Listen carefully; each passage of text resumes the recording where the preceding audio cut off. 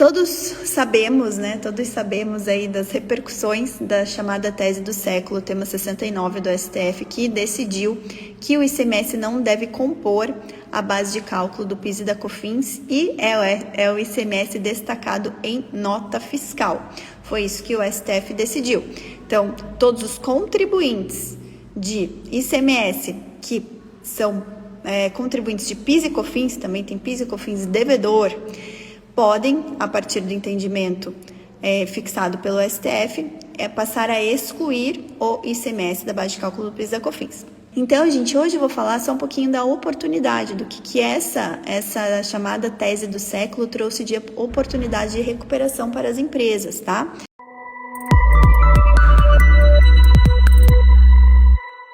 Boa tarde, pessoal, tudo bem? Começando aqui mais uma live de atualidades. Gente, hoje vamos falar um pouquinho mais, nossa live de atualidades de hoje vai ser em relação à manchete que saiu na semana passada, no Valor Econômico, falando o seguinte: exclusão do ICMS gerou 358 bilhões de créditos para os contribuintes. Isso vem em decorrência da nossa chamada tese do século, né? Então, se vocês querem saber as oportunidades que foram geradas em virtude da tese do século em relação a créditos de PIS e COFINS, hoje vamos falar sobre isso na nossa live de atualidades. Então vamos lá, pessoal, olha só, todos sabemos aí das repercussões da chamada tese do século, tema 69 do STF, que decidiu que o ICMS não deve compor a base de cálculo do PIS e da COFINS e é o ICMS destacado em nota fiscal. Foi isso que o STF decidiu. Então, todos os contribuintes de ICMS que são contribuintes de PIS e COFINS, também tem PIS e COFINS devedor, podem, a partir do entendimento fixado pelo STF, passar a excluir o ICMS da base de cálculo do PIS e da COFINS. Saiu já, inclusive, a Receita Federal já divulgou, todos os ajustes que devem ser feitos lá no EFD, contribuições, para que passe já a valer para o futuro essa exclusão do ICMS da nota fiscal, tá? Letícia, e se não tem ICMS da nota fiscal? Se não tem ICMS da operação própria, não tem ICMS a excluir, certo? E se o contribuinte não paga PIS e COFINS? Se ele não paga PIS e COFINS, para que ele vai gerar mais crédito? Não faz sentido. Letícia, e o ICMS da substituição tributária? O ICMS da substituição tributária, também os tribunais já entenderam que esse ICMS, que normalmente já se exclui esse ICMS na apuração do PIS e COFINS, então não tem o que mais excluir nesse ICMS, ok? Então, o que a gente vai falar hoje é justamente e unicamente o ICMS destacado nas notas fiscais que, a partir do entendimento que ficou consolidado agora no fim do mês de maio, todos os contribuintes já podem, independente de ação judicial, podem excluir, tirar o ICMS destacado em nota fiscal da base de cálculo do PIS e da COFINS, tá? E aí, gente, o que mais que é relevante em relação a isso? Independente do regime tributário, lucro presumido, lucro arbitrado, e ali, normalmente no lucro real também, daqui para frente já vai fazer toda essa diferença, certo? Letícia, e em relação ao passado? Receita Federal também já divulgou lá, quando ela trouxe agora, na semana retrasada, quando ela trouxe o novo manual do EFD Contribuições, do chamado SPED Contribuições, ela também já colocou todos os ajustes, inclusive na semana passada, na terça-feira, nós demos uma aula, a doutora Maiara Cristina Mello Lobo deu uma aula só sobre isso na nossa comunidade, tá? Então, gente, hoje eu vou falar só um pouquinho da oportunidade, do que essa chamada tese do século trouxe de oportunidade de recuperação para as empresas, tá? Eu até fiquei na dúvida de qual notícia eu traria hoje na nossa live de atualidades, porque semana passada o que mais repercutiu nos noticiários foi a segunda fase da reforma tributária, Todas as análises, as discussões em relação ao PL 2337/2021, que altera toda a sistemática do IRPJ, da pessoa física, do imposto de renda da pessoa física e do imposto de renda da pessoa jurídica. Mas, como eu já tratei desse tema na segunda-feira da semana passada, Eu falei, não vou trazer de novo. E na outra semana eu também já tinha tratado sobre esse tema. Eu falei, não vou trazer de novo o mesmo tema, deixa mais pra frente eu trago, tá? Mas olha só, gente, todos vocês que me acompanham aqui, vocês podem ter acesso a todas as notícias, todas as principais alterações desse nosso mundo tributário que saíram na semana passada. Não apenas notícias, mas soluções de consultas, projetos de lei importantes, no nosso blog da Amaral e Asbeck Advogados, tá? Que é o blog chamado Retrospecto Tributário. Então, basta vocês acessarem o site da Amaral e Asbeck, é o ayadvogados.com.br, vai na aba blog, e lá vocês procuram por Retrospecto Tributário. Retrospecto Tributário, vocês vão ter todo esse compilado de notícias e de projetos de lei, soluções de consulta, modificações importantes da legislação da semana passada e decisões importantes também, tá bom? Para os meus membros da comunidade tributarista do futuro, eu faço esse resumão, né? Eu pego, olho, analiso e trago principais insights lá numa aula fechada dentro da comunidade, tá? E para vocês, aberto, eu pego uma notícia, né? Uma notícia que tem a maior relevância aqui para trazer e apresentá-la para vocês aqui na nossa live de segunda-feira, tá? Normalmente a live às 13 horas, hoje excepcionalmente eu atrasei aqui, mas normalmente às 13 horas a gente tem o nosso encontro que pode ser feito lá pelo YouTube, também transmissão aqui no Instagram, transmissão direta na comunidade, mas como hoje a gente teve um probleminha lá no YouTube, acabou que eu só vou conseguir transmitir aqui e depois a gente sobe a live para as outras, que a gente abre para as outras casas, né? A gente sobe para o BPT, para o Amaral e Asbeck, para a comunidade tributarista do futuro, a gente acaba subindo para os outros canais, tá? Então vamos lá, gente, olha só. Antes do julgamento do tema 69, havia um cálculo prévio por parte da Procuradoria-Geral da Fazenda Nacional de que, uma vez que ela perdesse essa tese chamada tese do século, haveria aí um prejuízo para os cofres públicos de cerca de 250 bilhões de reais, tá? Opa, desculpa, gente.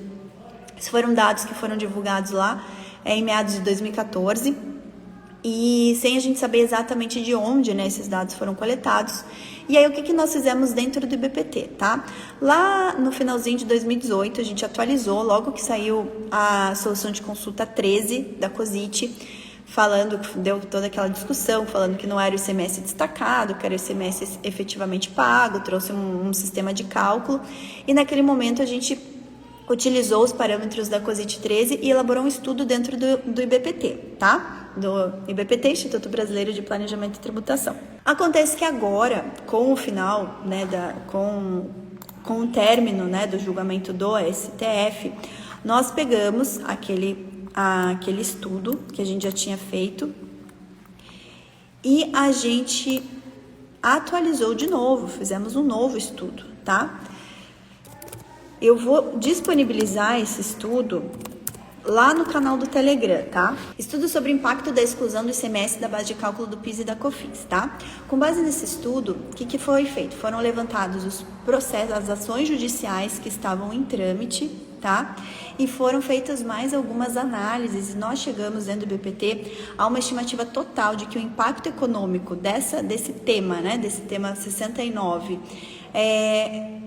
para os cofres públicos é da ordem de 358 bilhões de reais. Então, um pouquinho mais de 100 bilhões a mais do que foi divulgado lá pela PGFN lá atrás, tá? Então, lembrando, né, repercussão da decisão, então, os contribuintes, mesmo que não tenham ingressado em juízo com ação, né, ingressado com ação judicial para pedir a exclusão do ICMS da base de cálculo do PIS e da COFINS, não precisam mais ingressar, podem ajustar aí o seu SPED, fazer os ajustes conforme a Receita Federal divulgou, fazendo as retificações devidas e podem recuperar esses créditos a partir de março de 2017 para frente, tá? Então, já houve ali toda a publicação da PGFN, falando que não vai mais recorrer, que não precisa entrar mais com ação judicial, e a gente estava esperando uma instrução normativa que não veio, mas veio, as instruções vieram direto, né, na atualização do programa do SPED Contribuições, tá? E aí, o que acontece? A Receita ainda não alterou a IN 1911, tá? A IN 1911 de 2019, ela fala acerca dessa questão da exclusão do CMS da base de cálculo PIS da COFINS, só que no entendimento anterior à consolidação do STF, né? Então a Receita entendia que era o ICMS efetivamente pago, tá? Estávamos esperando um ajuste dessa IN, até agora não aconteceu. Independentemente desse ajuste, já temos os parâmetros para seguir em frente. A partir do dia 16 de março, isso, Jaque, a partir do dia 15 de março, tá, Jaque? Inclui o dia 15 de março de 2017, ok? E aí, pessoal, esse nosso estudo, tá? Eu tô com ele aqui, eu vou divulgar para vocês lá no canal do Telegram. A partir desse estudo, a gente tem uma assessoria de imprensa, né, pelo IBPT, e a gente divulgou esse estudo para a imprensa em geral, e o Valor Econômico quis fazer uma cobertura específica em cima desse estudo, e por isso que saiu essa manchete na semana passada, tá? Deixa eu só ver que dia que sai, se eu tenho o dia aqui. Acho que foi na segunda-feira da semana passada, ou no domingo anterior, acho que foi até no domingo que saiu essa notícia, no domingo, dia 4 de julho, tá? Então, o que mais que vem falando? Então, 358 bilhões, tá? Sendo que desses 358 bilhões, a maior parte, por isso que eu falei 74%, ou seja, 264,6 bilhões, ainda não foi utilizada pelas empresas. Nós tivemos, sim, um grande número de empresas que ingressaram em juízo, tá? Mas não foi a maioria que ingressou. E temos muitas empresas que ainda não ajustaram, muitas que ainda, pasmem, né? Pasmem, sequer sabem dessa possibilidade, ou se sabem, imaginam que pelo fato de terem débitos ou por alguns outros fatores, entendem que para elas isso não é cabível, tá? Então, olha só, nós temos aí uma oportunidade, tá? De cientes de que é possível fazer todo o ajuste de forma administrativa, sem ingressar em juízo, tá? Não é necessariamente, é sem ingressar em juízo. A partir de agora, não ingressamos mais em juízo. Qualquer ingresso em juízo vai ser custoso para a empresa, porque ela tem que arcar com as custas judiciais, tá? E para o advogado não vai ter mais nenhuma estratégia por trás disso, porque sequer honorários ele vai ter, né? Não vai ter mais nenhum honorário sucumbencial, você só vai gerar mais custo para o teu cliente. Vai ter um honorário contratual, mas é melhor você ajudar ele a fazer tudo administrativo e cobrar ali um percentual sobre o êxito dele na esfera administrativa, tá? Então, tem sim uma grande oportunidade sendo gerada para todos que militam aí na área tributária, de identificar. O que vocês precisam identificar? Contribuintes de ICMS e contribuintes de PIS e COFINS, tá? Porque precisa ter ICMS destacado em nota e precisa ter PIS e COFINS para recolher, né? Então, se a empresa tiver dívida, levanta o crédito, porque todos os créditos tributários, eles servem para quitar débitos também, né? Então, você tem um crédito, é uma moeda de troca, tá? Então, vale a pena mesmo assim, ok? E aí, outros dados interessantes aqui que trouxemos no estudo, tá? Cerca de 56 bilhões vão ser utilizados ainda esse ano para quitar, né, tributos federais, e cerca de 70 bilhões a partir de compensações em 2022, tá? Então, a gente tem algumas grandes empresas, né, que já foram, até isso não saiu no nosso estudo, mas já saiu na imprensa várias vezes. Nós temos aí Magazine Luiza, que já divulgou que ela vai recuperar 1,2 bilhão, então já é uma cifra enorme, né, só de uma empresa. As lojas Riachuelo tem 1,1 bilhão, a Klabin tem 1 bilhão, então nós temos aí poucas empresas com créditos gigantescos, mas nós temos diversas empresas que são contribuintes de ICMS, de PIS e COFINS, que eventualmente são empresas menores, né, já saíram, não estão no Simples Nacional, muitas não estão no Simples Nacional, não é nem por faixa de faturamento, por outros fatores, né, diversos outros fatores, mas a gente tem aí, além das pequenas, nós temos médias empresas, a gente tem um campo aí que basta nós estarmos atentos a esse campo e, uma vez que identificarmos empresas que tenham essas características, auxiliá-las nesse sentido, porque necessariamente elas vão ter créditos a recuperar, tá? Que mais aqui? Lembrando, gente, que em relação à compensação, todo caso de compensação precisa ser analisado, né? Qual que é a regra geral? Você consegue compensar esses créditos de PIS e COFINS com quaisquer débitos de outros tributos federais, com as exceções que a própria lei traz, né? Então, por exemplo, a lei traz uma exceção de que você não pode compensar para as empresas do lucro real aqueles regimes de estimativa, né? As estimativas mensais, isso não é possível compensar. Você não pode fazer a chamada compensação cruzada, né? O que é compensação cruzada? Utilizar créditos de PIS e COFINS para compensar com débitos de contribuições previdenciárias. Contudo, isso só para créditos anteriores à entrada em vigor do E-Social, tá? Que o E-Social ali em 2019, né, ele acabou se consolidando para quase todas as empresas, mas créditos levantados de períodos anteriores não podem ser utilizados com débitos de períodos anteriores, tá?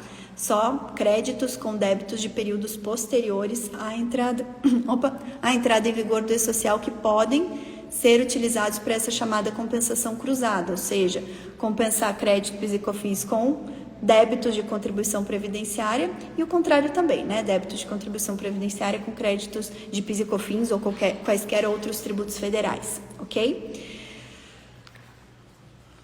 Que mais, gente? Deixa eu ver o que a gente trouxe aqui no estudo, coisas interessantes para trazer para vocês, tá? Nós levantamos que, caso não fosse deferida essa modulação dos efeitos pelo STF, ou seja, se o STF tivesse possibilitado a recuperação dos últimos 5 anos, esse volume de crédito teria subido de 358 para 587 bilhões.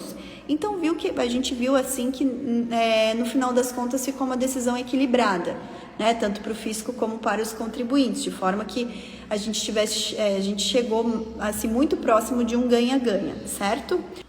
Então vamos lá. O que a gente levantou aqui? Então, em 2014, foi divulgado pela PGFN esse volume de crédito de 250 bilhões, tá?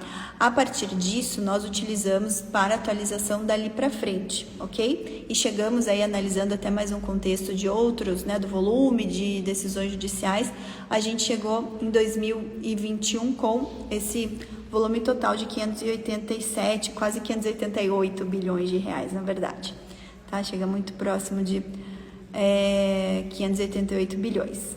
Daí a gente fez essa estimativa das compensações, tá? Depois vocês vão ver as tabelinhas aqui das estimativas das compensações, os reflexos econômicos. Então chegou também a conclusão de que não houve um reflexo econômico ruim, né, para o país, pensando aí na arrecadação de um volume total, né?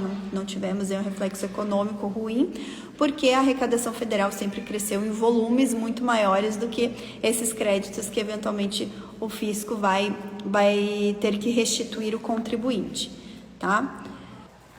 Então, na conclusão, gente, ficou bem claro assim que o STF, ele modulou a partir de 2007 justamente, né, para chegar numa decisão mais ou menos num ganha-ganha entre contribuinte e fisco. A gente já vinha assim defendendo há muito tempo que não tinha como o STF falar que o ICMS a ser excluído da base do PIS e da COFINS seria o ICMS efetivamente recolhido, como era o entendimento da Receita Federal.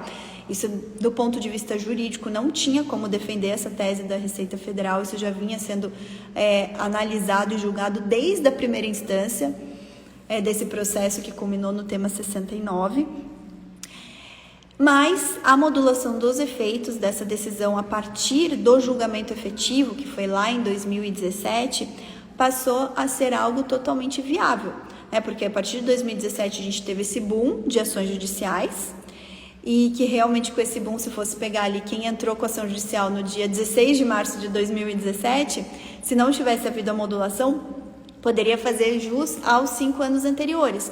Com a modulação dos efeitos, ficou igual, a mesma situação. Se o contribuinte entrou no judiciário a partir do dia 15 de março, né? Vamos pensar, a partir do dia 16 de março de 2017, ou se ele não entrou no Poder Judiciário, não ingressou com a ação, hoje é exatamente a mesma situação. Só vai poder recuperar tributos a partir do dia 15 de março de 2017, para frente. Tá? Então, muitos contribuintes foram prejudicados, né? Prejudicados com essa modulação, muitos foram, tá? Também discutimos, aí até trouxe esse assunto em outras lives, sobre a possibilidade daqueles contribuintes que ingressaram em juízo depois do dia 15 de março de 2017, tiveram decisões favoráveis, tá? Possibilitando a recuperação de tributos dos últimos 5 anos, com trânsito em julgado. Esses já é coisa julgada, não tem hipótese de cabimento, né, de nenhuma outra ação por parte da Receita Federal para tentar mudar essas decisões, tá? E aqueles outros contribuintes que não tiveram trânsito em julgado ainda, tá? Que não tiveram trânsito em julgado, esses que não tiveram trânsito em julgado, os tribunais vão ter que aplicar a decisão do STF. Então, eles não vão mais poder recuperar os últimos 5 anos, tá? Ah, Letícia, mas e se teve trânsito em julgado e ainda não passou 2 anos? Será que cabe uma ação rescisória? Eu cheguei a analisar com vocês todos os itens ali do artigo do Código do Processo Civil e não tem nenhum item que se enquadre numa hipótese de cabimento de ação rescisória. Isso quer dizer que a PGFN eventualmente não vai entrar? Não quer dizer nada. A gente não tem notícias até agora da PGFN entrando com ações judiciais de ações rescisórias, tá? Chamadas ações rescisórias, objetivando reverter essa situação. Mas, mesmo que entre, a gente acha que não tem viabilidade assim jurídica de um pedido de uma ação rescisória, tá?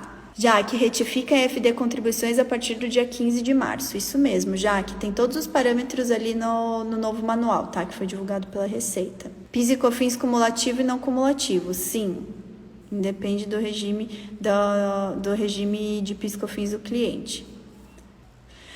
Ah, tá. A Jaque trouxe uma pergunta importante aqui, ó. Devemos considerar o reflexo deste benefício no RPJ e na CCL para as empresas tributadas pelo lucro real, correto? Correto, Jaque.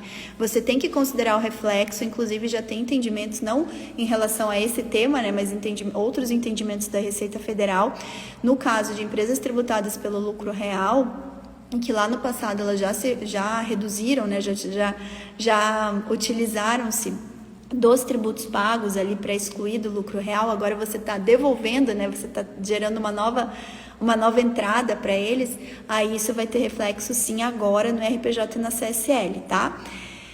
Lembrando que a Receita Federal divulgou recentemente o entendimento de que se o cliente tem ação judicial, ela entende que a partir do momento que se dá o trânsito em julgado da ação judicial reconhecendo a repetição do indébito, a possibilidade de compensação, ou seja, reconhecendo o crédito, é a partir dessa data que já gera reflexo para IRPJ e CSL, tá? Mas sim, tem reflexo para IRPJ e CSL. No lucro real, sim. Deixa eu ver aqui, o Carlos Alberto. PIS e COFINS recuperado pelo vendedor deverá ser devolvido. Não, olha só, Carlos Alberto, olha o que o Carlos está perguntando. PIS e COFINS recuperado pelo vendedor, fornecedor, deverá ser devolvido ao seu cliente que pagou no preço? Olha só, o que diz lá a gente tem em relação a tributos, aos chamados tributos em que há repercussão econômica para o próximo da cadeia. Então vamos pensar assim, hoje em dia quase todos os tributos geram repercussão, eles compõem o preço de venda, né? Então a partir do momento que eles compõem o preço de venda, você está passando para o teu cliente o ônus do tributo, tá? Então o que eu estou entendendo da sua pergunta, poxa, olha só, então eu hoje calculo ICMS, né? Hoje as empresas calculam ICMS na base do PIS e da COFINS, certo? Pelo fato dessa base PIS e COFINS ser uma base maior, eu repasso isso no preço. A partir do momento em que eu for reduzir, então quem está vendendo, né? Na verdade é o vendedor que vai recuperar. Ele vai, a partir de agora, ele vai ter uma composição de custo tributário menor, tá? Então o que ele vai fazer? Ele vai ter como reduzir por conta disso o preço de venda dele, tá? Não vai ter assim uma devolução nessa situação, não existe uma devolução. Todos, né, como a decisão do STF foi geral, todos os que recolhem PIS e COFINS, incluindo ICMS na sua base de cálculo, vão poder excluir esse ICMS da base de cálculo. Então não vejo aí uma situação em que o cliente vai ser ressarcido desse valor. Não, ele vai, a partir das próximas vendas, ele vai poder até barganhar uma redução aí, uma composição menor aí desse item que ele está comprando, tá? Não vejo como ele pedir, porque o artigo 166 do CTN, ele fala que nesses tributos em que há repercussão econômica, só é possível pedir a recuperação do tributo, né, ou a repetição do indébito, caso, né, haja uma autorização do contribuinte de fato ao contribuinte de direito, ou que o contribuinte de direito tenha provado que foi ele que arcou com o ônus econômico, tá? Nessa situação, só que sempre isso quem decide é o Poder Judiciário, se precisa pedir autorização de alguém, se precisa provar que se arcou com o ônus econômico do tributo ou não, tá? Normalmente, quando a gente tem uma discussão de ICMS, os tribunais ou o Poder Judiciário exige essa contraprestação aí. Nesse caso, da exclusão do ICMS da base de cálculo do PIS e da COFINS, não houve essa discussão, justamente porque toda a cadeia, né, cada elo da cadeia acaba arcando aí. Então, não teve essa discussão, então não vai ter, a consequência vai ser a de que não tem nenhuma necessidade de devolução. Em nenhum caso tem necessidade de devolução, tá? Normalmente o que os tribunais entendem é assim: o contribuinte só pode ter a recuperação do tributo, ou se ele pegar lá a autorização do cliente dele, né, que ele vai ter essa recuperação do tributo e depois ele vai repassar no preço, enfim, ele vai ter essa negociação à parte com o cliente, ou se ele provar que ele efetivamente arcou com o ônus econômico, tá? Nesse caso, não teve essa discussão, tá bom? Tem algumas outras situações que a gente tem discussão, por exemplo, quando se discutia a questão do ICMS da substituição tributária, né? Com todas as discussões que você tem no Poder Judiciário em relação ao ICMS da substituição tributária, se discute quem que tem o interesse de agir no Poder Judiciário, né? Normalmente, é o contribuinte substituto, é o contribuinte substituído.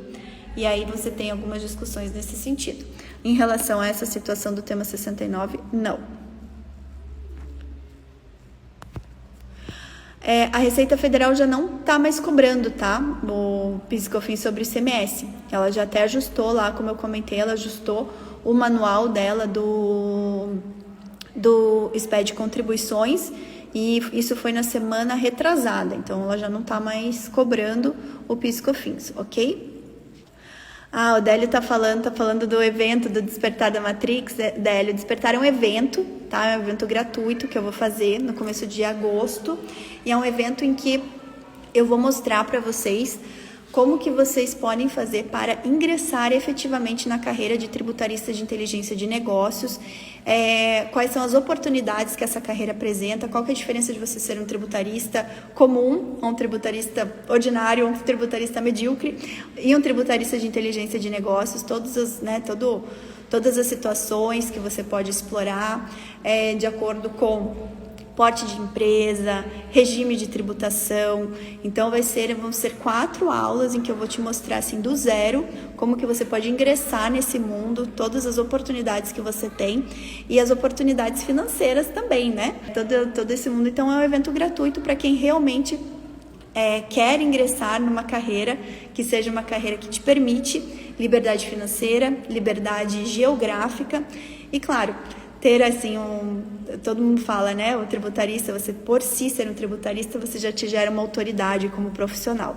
Então, um tributarista que vai além ainda tem mais autoridade, e toda autoridade reflete também no valor que esse profissional tem, no valor financeiro, inclusive, tá bom? Então, fica aí o convite para quem quiser participar de um evento gratuito, que vai acontecer no dia 2, 4, 6 e 8 de agosto, tá?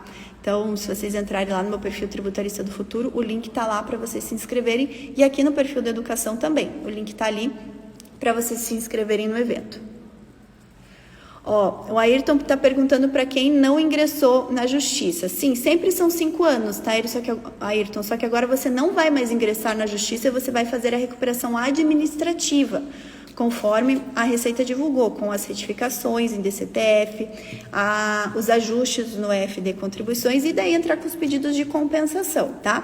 Compensação você só pode levantar os créditos a partir do dia 15 de março de 2017. Então, se a gente for pegar agora, né, para trás, não passou ainda o período de 5 anos, tá? Então, 15 de março de 2017, 18, 19, 20, 21, 22. Então, a partir quem demorar mais do que 15 de março de 2022 para começar a fazer as compensações, vai começar a ter o seu crédito prescrito sim, porque a prescrição é de 5 anos, tá?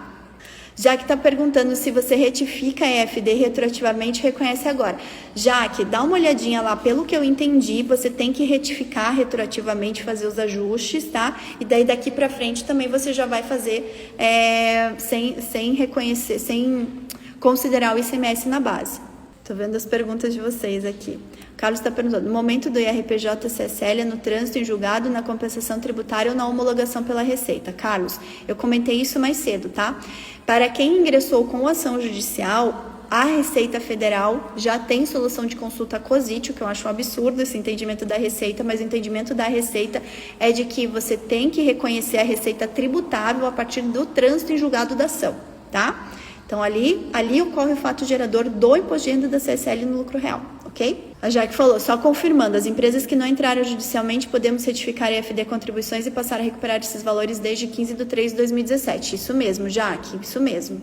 Gente, vocês querem que eu compartilhe lá no... Eu posso compartilhar. Eu vou compartilhar no Telegram. Além desse estudo, eu vou compartilhar o manual do SPED de contribuições só nas páginas que se referem a essa situação. Eu acho até que eu já compartilhei no Telegram isso, tá? Porque eu já falei sobre isso nas aulas passadas.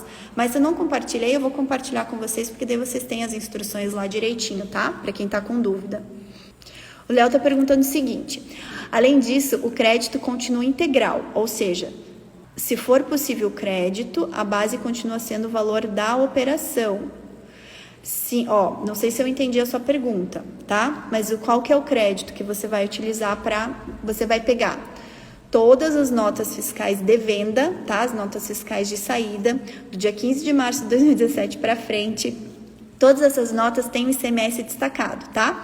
Você vai recalcular a base do PIS e da COFINS, tirando esse ICMS, tá? E aí você vai comparar com o que foi recolhido. A diferença vai ser o seu crédito. Ok? Carlos, ao fazer as retificações da FD Contribuições DCTF, deverá fazer também as retificações na ICF desses anos, desde março de 2017. Olha, sim, vai ter reflexo na ICF, na ICF, né? Vai ter reflexo sim. Eu só não lembro exatamente. Deixa eu ver se eu consigo abrir aqui o manual. Guia Prático da FD Contribuições foi publicado no dia 24 de junho de 2021, tá? Versão 1.35. Ó, a Mariana está perguntando o seguinte, professora, mesmo tendo que fazer todas as certificações na via administrativa, ainda acha melhor do que pela via judicial e posterior habilitação do crédito?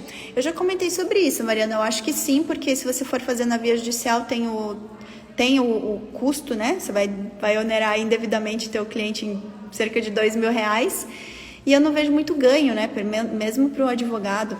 Tudo bem, Letícia, mas daí você vai habilitar e você não precisa fazer tanta retificação. De fato, quando você entra com ação judicial, depois você habilita o crédito e você simplesmente com o crédito, uma vez que o crédito está habilitado, você simplesmente compensa, né? E daí aguarda a tua homologação.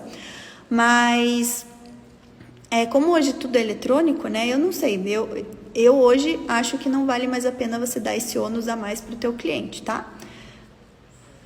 Mas, de fato, esse ponto que você trouxe foi algo que a gente já analisou também.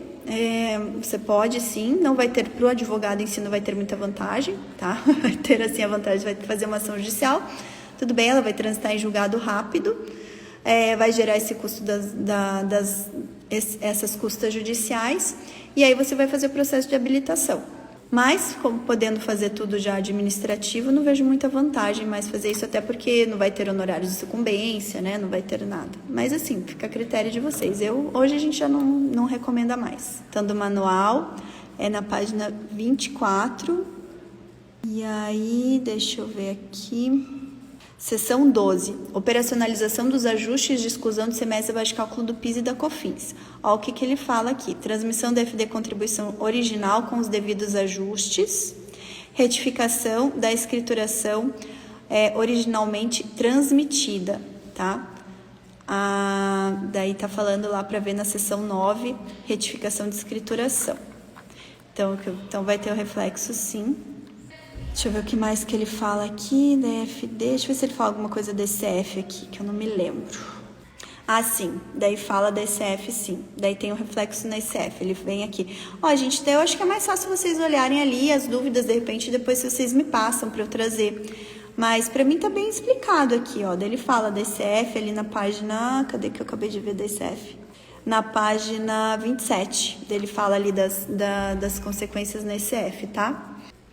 O Carlos está falando, se tem que fazer nota-nota ou pode fazer valores globais totais com base em memórias de cálculos internos. Olha só, Carlos, você pode fazer, lembrando assim, que toda compensação que você faz, ela é para que ela tenha, né, que ela efetivamente extingua o débito ali que você está utilizando, né, para que você está declarando, né, que é o débito que vai ser objeto de pagamento com esse crédito.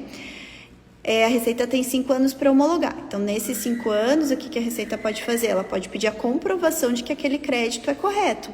Para você saber que o crédito é correto, o mais certo é com base nota a nota, né? O mais certo. Agora, vamos pensar, de 2017 para cá, não é tanto tempo, tá? Normalmente os clientes eles precisam, né? Eles precisam manter esses arquivos aí no mínimo 5 anos. Então, o mais correto hoje é fazer nota a nota. É o que você não vai levar nenhum tipo de risco para o seu cliente, tá? E eu não vejo justificativa para não fazer isso, a não ser, claro, mais trabalhoso, mas é o que vai dar segurança de que mesmo que venha uma fiscalização, um pedido de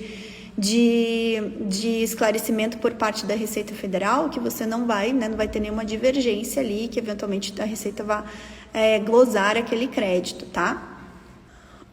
Carlos ainda perguntando, como excluir o ICMS das vendas de faturamento antecipado ou venda para entrega futura? Carlos, eu não sei exatamente a tua situação, tá? Mas como o STF ele falou que é o ICMS destacado, uma vez que você emite a nota e que você destaque o ICMS, para mim já é aquele momento ali que você vai utilizar para tirar lá da composição do PIS e da COFINS, tá? O Oswaldo falou que já compartilhou. Eu já compartilhei esse guia da FD Contribuições com vocês lá no Telegram. Então, o Oswaldo tá falando que eu já compartilhei. Tá bom, obrigado, Oswaldo. Carlos ainda, como saber se o meu fornecedor excluiu o ICMS abaixo de cálculo do PIS e COFINS? Caso contrário, vou me creditar do PIS e COFINS sobre o valor total da nota fiscal de compra. Sim, vai se acreditar, porque esse foi um outro ponto que a gente também ficou na dúvida em relação ao que o STF decidiu, tá? Eu até estava conversando com a Amanda esses dias, ela falou, puxa, na minha cabeça, na minha visão mais contábil, eu precisaria tirar o reflexo do ICMS no meu crédito. Então, assim, eu comprei, tá? Eu comprei ali, eu tenho um crédito de PIS e COFINS. O meu fornecedor, possivelmente, ele me vendeu com o ICMS na base. Então, eu tenho um crédito majorado. E daí o meu fornecedor vai lá depois e vai pedir a recuperação. Então, ele vai tirar e eu depois vou tirar de novo. Então, daria um enriquecimento ilícito. Contudo, gente, nós não temos, tá? Não temos em nenhum local a Receita Federal falando, olha, vocês têm que excluir, aí tornar o ICMS, o reflexo do ICMS no teu crédito da entrada, tá? Para você poder aí sim fazer a compensação. Nós não estamos fazendo isso porque não tem... Daí lembre-se da regra de direito tributário, tá? No direito tributário, vale o princípio da estrita legalidade, tá? Então, tudo que não é especificamente previsto em lei, do ponto de vista do contribuinte, é permitido. Ao contrário, né, do ponto de vista da Receita Federal, ela só pode exigir o que tiver expressamente previsto em lei, nada mais. Então, hoje não temos... O Supremo não passou por essa situação de falar, olha... vocês vão ter que, para apurar esse crédito, vão ter que desconsiderar o ICMS, também vão ter que tirar o ICMS do teu crédito da entrada. O Supremo não falou nada disso, ele só falou assim, você tem direito a excluir o ICMS da base de cálculo do PIS da COFINS e o ICMS destacado em nota. Então, a gente está entendendo que o nosso papel é justamente pegar todas as notas de saída, excluir o ICMS e ver a diferença aí entre o que foi pago e a diferença pedir como crédito, tá? Mas olha só, Oswaldo, é um ponto controvertido, tem gente que está querendo ir por uma situação mais conservadora, então também excluir ali o reflexo do ICMS no teu crédito da entrada, mas não é algo que nós estamos fazendo, tá? Não vemos um fundamento, nenhum lugar da legislação que fale que a gente tem que fazer assim, tá? E olha, isso é uma discussão antiga, eu lembro já antes do Supremo julgar lá em 2017, a gente já discutia isso em seminários que a gente fazia, e a gente nunca recomendou que fosse feito isso, porque não tinha nenhum lugar falando que teria que fazer isso, tá? Mas eu entendo a tua situação e eu entendo que tem gente que esteja fazendo os dois cálculos, né? Um puramente excluindo o ICMS da base de cálculo PIS/COFINS e o outro tirando o ICMS do crédito da entrada e aí sim fazendo a apuração do crédito final. Qual que é o ramo de atividade que mais se beneficiou, Lilian? É varejo, né? Varejo. As grandes varejistas se beneficiaram muito. Enfim, gente, todo mundo que tem um volume grande de ICMS, de PIS e COFINS se beneficiou. Tá, a empresa sem ação judicial já pode excluir ICMS das vendas desde junho. Já sim, porque o manual do SPED foi divulgado agora, no mês de junho, tá? Ah, beleza, Léo, eu entendi o que você falou. Você estava falando em relação à pergunta sobre repassar para o cliente dos valores recuperados. Quem fatura não repassa o valor, no entanto, quem compra se acredita com base no valor da nota fiscal. A Helena está perguntando qual o percentual médio que os profissionais estão cobrando para fazer a recuperação para o cliente. Helena, olha só. Na tese judicial, tá, para entrar com a ação judicial, os honorários, pelo fato de ser algo já que estava pacificado, os honorários de êxito já não estavam sendo lá essas coisas, não estavam sendo muito altos, tá? Dependendo do volume do crédito, tinha empresa que estava, se você não fizesse ali um êxito de 6%, você não fechava, 6%, 5%, tá? Eu acredito que na parte administrativa vai ser a mesma coisa, tá? O administrativo, eu acho que as empresas vão barganhar bastante, porque como agora não é, né, uma situação meio que está que está consolidada, é uma questão mais assim burocrática mesmo de você colocar tudo em dia, eu não acredito que vá ter assim uma margem para se cobrar 15, 20% de honorários, tá? Mas, gente, ó, isso daí é tudo questão de negociação. Acho que quanto maior o volume de crédito, menor o teu percentual de êxito, tá? Desde que saiu, a gente não chegou a pegar um cliente exclusivo para administrativo. Para eu poder passar para vocês, mas pela experiência do processo judicial, que já para entrar com ação judicial os honorários estavam sendo barganhados ao máximo, né? Porque vamos pensar, tudo que acaba se consolidando já vira meio que commodity no mercado. Então a gente tem sim uma oportunidade, e por outro lado a gente tem que enxergar que é um commodity, que várias pessoas vão poder prestar esse mesmo serviço. Então quanto mais comoditizado o serviço, maior a possibilidade das empresas, do cliente nosso barganhar essa redução do percentual de honorários, tá?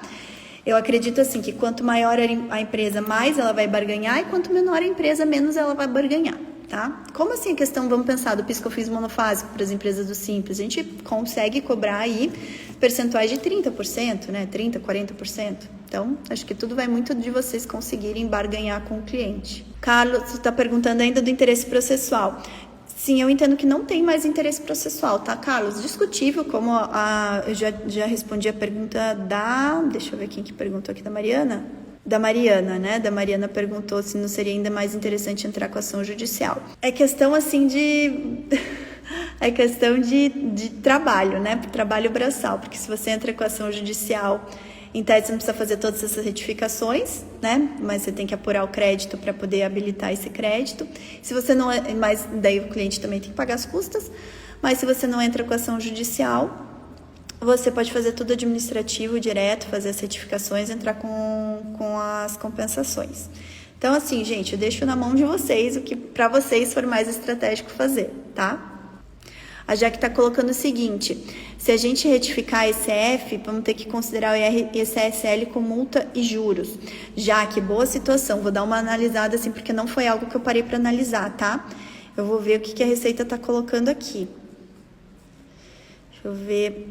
Mas a gente pode discutir isso depois, tá? Não sei te dizer agora se a gente vai ter que retificar esse F, se vai dar esse reflexo na multa e juros do IRCSL, mas é uma boa colocação que você trouxe. Não sei te dizer, vou até dar uma checada aí, se depois eu trago essa resposta para vocês. O Carlos está perguntando se corre-se o risco do fiscal pedir prova que o PIS/COFINS não tenha sido transferido. Não corre, Carlos, isso pode ficar tranquilo. Não, porque daí já é entendimento da Receita, ela já falou o que tem que fazer, não vai. O fiscal não pode, o fiscal ele tem que agir exatamente nos termos, né? Ele não pode ter uma atuação arbitrária, né? E toda atuação arbitrária é totalmente questionável. Mas não, o fiscal não vai. O fiscal vai se ater ao cálculo. Nossa, gente, não vou mais ter tempo de responder tanta pergunta, tem muita pergunta aqui. Vamos fazer o seguinte, gente, eu tenho compromisso agora, tá? Eu não vou poder ficar mais, vocês estão fazendo muita pergunta, eu vou dar um print nessas perguntas aqui e depois eu respondo para vocês, tá? Porque tem muita pergunta aqui de vocês. Deixa eu dar um print aqui, porque a hora que eu encerro essa live, essas perguntas somem. Depois eu respondo para vocês essas perguntas, eu vou gravar uns stories e eu vou respondendo para vocês, tá? De qualquer forma, amanhã eu também vou ter live às 13 horas junto com o Osvaldo.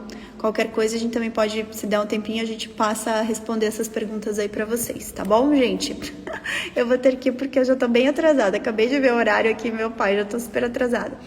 Mas obrigada pela participação de vocês.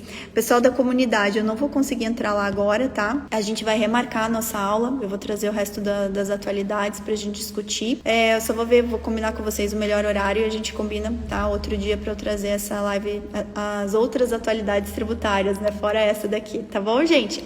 De novo, se vocês quiserem participar do evento gratuito do Despertar da Matrix, principalmente quem aí quer saber como aproveitar o máximo da nossa área tributária, né? Como um tributarista de inteligência de negócios, mesmo quem é aluno vai ter conteúdo novo. Sempre falo para vocês, eu nunca repito um evento, tá? Os eventos são sempre inéditos.